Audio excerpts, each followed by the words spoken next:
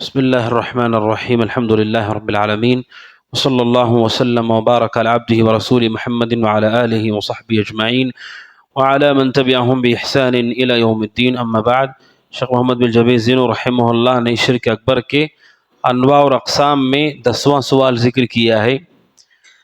اس کا تعلق ہے قوانین وضعیہ سے. شاید تھوڑا سا مشکل ہے یہ، اور عام طور پر اس کے بارے میں لوگوں میں معروف نہیں ہے. مسئلہ یہ ہے کہ اللہ سبحانہ و تعالیٰ کی شریعت میں قوانین ہیں اور اس کا ایک نظام ہے. چوری کی سزا، قتل کی سزا، زنا کی سزا، طلاق کیسے ہوگی، خلا کیسے ہوگا، بچے کس کی پرورش میں ہوں گے، وراثت کیسے تقسیم ہوگی. اسلام کا ایک پورا نظام ہے. جرم پر کیا سزا ہوگی، گھر کے مسائل اور نظام کیسا ہوگا، شریعت کے قوانین ہیں، تفصیلی قوانین ہیں. ان جو تفصیلی قوانین ہیں، اگر کوئی ایسا شخص ہے جو اسلام کے قوانین کے مقابلے میں غیر مسلم قوانین کو، یا پھر وہ قوانین جو اسلام کے خلاف ہیں، جیسے اسلام میں زنا کی سزا کیا ہے، موت ہے.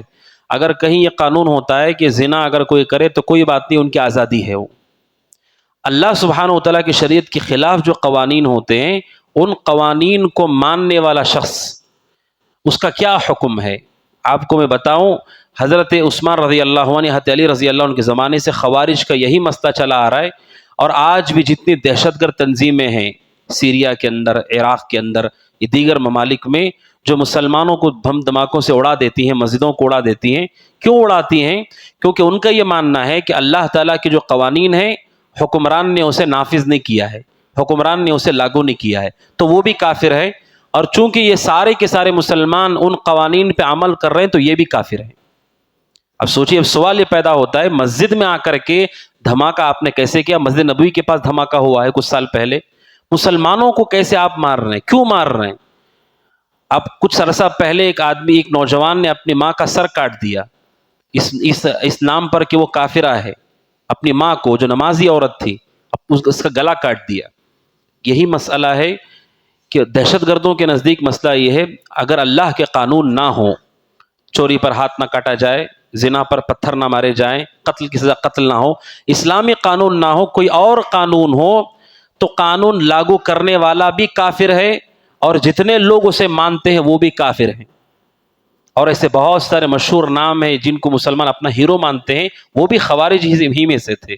انہوں نے بھی مسلمانوں ہی کو ہی مارا ہے، مسلمان ملکوں پہ ہی حکومت چڑھائی کی ہے، انہی کے اوپر تباہیاں کی ہیں. تو آج بھی جو دہشت گرد تنظیمیں مسلمانوں کے علاقے ہی میں کام کر رہی ہیں. کسی سے پوچھا گیا کہ آپ اسلام کے لیے کوشش کر رہے ہیں تو آپ مسلمان ملکوں ہی میں کیوں ہیں؟ تو انہوں نے کہا یہ سب سے بڑے کافر ہیں. یعنی جو مسلمان ہیں نا، یہودیوں سے بڑے کافر یہ ہیں. پہلے ان سب کو قتل کرنے کے بعد اصلی کافروں، بعد میں ان کافروں کے پاس ہم جائیں گے. ان سب کی دلیل یہ ہے، قرآن مجید کی آیت ہے، سورہ مائدہ کی آیت نمبر 43. اللہ سبحانہ وتعالیٰ کہتا ہے وَمَن لَّمْ يَحْكُم بِمَا أَنزَلَ اللَّهُ فَأُولَٰئِكَ هُمُ الْكَافِرُونَ، کہ جو لوگ میری شریعت کے مطابق فیصلے نہیں کرتے، میرے قانون کو نافذ نہیں کرتے، وہ کافر ہیں. قرآن کہتا ہے کہ وہ کافر ہیں. وہ ایک ہی آیت کو لیتے ہیں کہ جو اللہ کے قانون کو نافذ نہیں کر رہا ہے وہ حکمران بھی کافر ہے، پوری رعایا جس نے بیعت کی ہے وہ بھی کافر ہے. لیکن ہمارا یہ عقیدہ نہیں ہے. ہم یہ کہتے ہیں اگر کوئی آدمی اللہ کی شریعت کے علاوہ کوئی قانون لاگو کرتا ہے یا اس پر عمل کرتا ہے تو اس کی 4 حالتیں ہیں. شیخ نے 2 ذکر کیے ہیں، 4 حالتیں، کب کافر ہوگا، کب کافر نہیں ہوگا. نمبر 1، اگر کوئی مسلمان یہ مانتا ہے کہ اسلام سے اچھا نظام کوئی اور نظام ہے، جیسے جمہوری نظام ہے کہ جس طرح یہاں پر طریقہ کار ہوتا ہے، ترتیب ہوتی ہے، کوئی یہ کہے کہ نہیں جمہوری نظام سیکولرزم ہے یا دیگر چیزیں اسلام کے مقابلے میں اسلام سے اچھی یہ طرز ہے، یہ قانون زیادہ اچھے ہیں اسلام سے، تو ایسا آدمی اسلام سے خارج ہے، کافر ہے وہ، کیونکہ اس نے اللہ کے دین کو ناپسند کیا. نمبر 2، کوئی آدمی یہ کہتا ہے کہ یہ جو لوگوں کے بنائے ہوئے قانون ہیں، لوگوں کے بنائے ہوئے نظام ہیں جو اللہ کے دین کے خلاف ہیں، یہ قانون اللہ تعالیٰ کے دین کے برابر ہی ہیں، دونوں برابر ہیں، یہ بھی ٹھیک ہے اور وہ بھی ٹھیک ہے، دونوں برابر ہیں. ایسا شخص بھی اسلام سے خارج ہے، کافر ہے. تیسرا، وہ شخص جو یہ کہتا ہے کہ اسلامی جو نظام ہے، جیسے مثال کے طور پر مسلمانوں میں عورتوں کو 1 حصہ، مردوں کو 2 حصہ ہے، لیکن دوسروں کے یہاں پر دونوں کو برابر دیتے ہیں. اگر کوئی یہ کہتا ہے کہ نہیں وہ نظام بھی ٹھیک ہے یہ بھی ٹھیک ہے، دونوں کے دونوں بھی جائز ہے، یا یہ بھی حکومت یہ بھی طریقہ کار جائز ہے، ایسا آدمی اسلام سے خارج ہے، کافر ہے۔ 3 حالتوں میں انسان کافر ہو جاتا ہے۔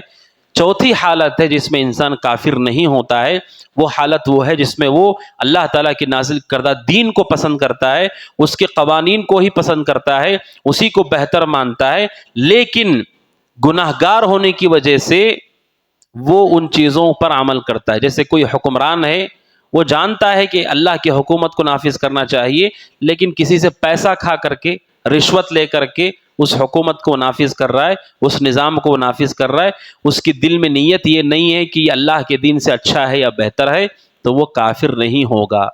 اور وہ جو رعایا ہے، جو مجبوری یا اضطرار میں اس کو قبول کرتی ہے، اور ان کے دل میں یہ نہیں ہے کہ ہاں مردوں عورتوں کو برابر حصہ ملے گا، یہ زیادہ اچھا ہے، اللہ نے جو نازل کیا ہے وہ ٹھیک نہیں ہے، ایسے مسلمان نہیں ہیں۔ مسلمان یہ جو کہتے ہیں کہ نہیں اللہ نے جو نازل کیا وہی سب سے اچھا ہے، اس سے اچھا کوئی نہیں، مجبوری میں دوسرے قوانین کو کراہت کے ساتھ مجبوری کی صورت میں، یا پھر کوئی نافذ کر رہا ہے دنیاوی رشوت اور لالچ کی وجہ سے اسے قبول کرتے ہیں، تو ایسے لوگوں کو کافر نہیں کہا جا سکتا ہے۔ شاید یہ مشکل بحث ہے، کبھی اور تفصیل کے ساتھ آئے گی، اس لیے کہ سورہ مائدہ میں اللہ سبحانہ وتعالیٰ نے جہاں پر یہ کہا کہ جو اللہ کے نازل کردہ دین کے مطابق قانون نافذ نہیں کرتے وہ کافر ہیں، وہیں پر اسی صورت میں آیت نمبر 44 میں اور 47 میں اللہ نے کہا ایسے لوگ ظالم ہیں اور ایسے لوگ فاسق ہیں۔ اب سوال یہ ہے کہ اگر ہر حال میں آدمی کافر ہی ہے تو اللہ نے انہیں فاسق کیوں کہا؟ اس کا مطلب یہ ہے کہ کچھ حالتیں ایسی ہیں جن میں ایسے لوگ کافر نہیں ہوتے ہیں، ایسے حکمران کافر نہیں ہوتے، ایسی رعایا کافر نہیں ہوتی ہے۔ لہٰذا شیخ نے یہاں ذکر کیا ہے کہ اسلام کے خلاف جو قوانین ہیں ان پر عمل کرنے کا کیا حکم ہے، یہ سوال ہے۔ شیخ نے جواب دیا کہ اگر کوئی اسلام کے قوانین کے خلاف قوانین پر عمل کرتا ہے اور اسے جائز سمجھتا ہے، یہ عقیدہ رکھتے ہوئے کہ یہ جو قوانین اللہ کے دین سے زیادہ بہتر ہیں یا اللہ کے دین کے برابر ہیں، صحیح ہیں، تو پھر ایسا اس نے کفر کیا۔ جو اللہ کے دین کے برابر سمجھتا ہے یا اللہ کے دین سے اچھا سمجھتا ہے یا اسے بھی جائز سمجھتا ہے، ایسا آدمی کافر ہے۔ شیخ نے جواب دیا، اور دلیل میں انہوں نے قرآن کی آیت ذکر کی ہے، وَمَن لَّمْ يَحْكُم بِمَا أَنزَلَ اللَّهُ فَأُولَٰئِكَ هُمُ الْكَافِرُونَ، اور حضرت عبداللہ بن عباس نے بھی یہ فتویٰ دیا ہے کہ ہر صورت میں ایسا آدمی کافر نہیں ہوتا ہے۔ لہٰذا معاملہ انتہائی نازک ہے، وہ یہ کہ ہم چونکہ ایسی جگہوں پر رہتے ہیں، ایسی چیزیں دیکھتے ہیں، تو بسا اوقات دلوں میں ایسا ہوتا ہے کہ اللہ تعالیٰ کے نظام کو، اللہ کے قوانین کو انسان بسا اوقات ناپسند کرتا ہے، اور کفار کے، مشرکین کے، مرتدین کے، فاسقوں کے اور انگریزوں کے بنائے ہوئے قوانین کو سمجھتا ہے کہ بہت اونچے درجے کے قوانین ہیں، شاندار قوانین ہیں، جبکہ وہ اسلام کے خلاف ہیں، اسلام کے قوانین کے خلاف ہیں، تو ایسے آدمی کے لیے بڑا خطرہ ہے اس کے ایمان اور اعتقاد میں۔ لہٰذا یہ ہمارا عقیدہ ہونا چاہیے، اللہ نے جو نازل کیا ہے وہ سب سے افضل ہے، سب سے بہتر ہے، اس کے علاوہ کوئی قانون جو اللہ کے دین کے خلاف ہے وہ کبھی اچھا نہیں ہے، کبھی بہتر نہیں ہے، کبھی اس میں خیر نہیں ہے۔ تو یہ جواب ہے جو شیخ نے ذکر کیا ہے، اور وہیں پر اسلام یہ کہتا ہے کہ وہ قوانین جو اسلام سے ٹکراتے نہیں ہیں اور اسلام کے خلاف نہیں ہیں اور وہ نفع بخش ہیں، تو اس میں کوئی حرج، جیسے ٹریفک کے قوانین ہیں، ریڈ سگنل، بلو سگنل، یہ قوانین ہیں ایسے ہیں جو قرآن و سنت کے خلاف نہیں ہیں، تو ایسے قوانین نافذ کرنے میں کوئی حرج نہیں، اس پر عمل کرنے میں کوئی حرج نہیں، جو لوگوں کی مصلحت کے لیے بنائے گئے ہیں، فائدے کے لیے بنائے گئے۔ شاید کہ میری بات واضح ہو، اللہ عالم۔ اور آخر میں شیخ نے حدیث بھی ذکر کی ہے، رسول اکرم صلی اللہ علیہ وسلم نے فرمایا، وَمَا لَمْ تَحْكُمْ أَئِمَّتُهُمْ بِكِتَابِ اللَّهِ، جب لوگ اللہ کے نازل کردہ طریقے کے مطابق فیصلے نہیں کرتے اور اللہ کے دین کو نہیں چنتے، تو اللہ تعالیٰ آپس میں ان کے درمیان عداوت کو ڈال دیتا ہے اور آپس میں ان کے جنگ و جدال شروع ہو جاتا ہے۔ یعنی اگر مسلمان اللہ کے دین کو ناپسند کرتے ہیں، بلکہ بہت سارے اللہ حفاظت فرمائے ایسے لوگ بھی ہیں جو اسلام کے نظام وراثت کو پسند نہیں کرتے، اسلام کے نظام وراثت کو نہیں مانتے، یا طلاق کے طریقے کو اسلام کے نہیں مانتے، یا بچوں کی پرورش کے طریقے کو، اسلام کے طریقے کو نہیں مانتے، کافروں کے طریقے کو پسند کرتے ہیں۔ ایسے لوگوں کے ایمان، ان کے اعتقاد پر بڑا خطرہ ہے۔ اللہ تعالیٰ سے ڈرنا چاہیے اور اللہ کے دین کو سیکھنا چاہیے۔ اللہ سبحانہ وتعالیٰ سے دعا کہ اللہ تعالیٰ ہم سب کو دین سے محبت کرنے اور اس کے تمام قوانین کا احترام کرنے کی توفیق عطا فرمائے، آمین۔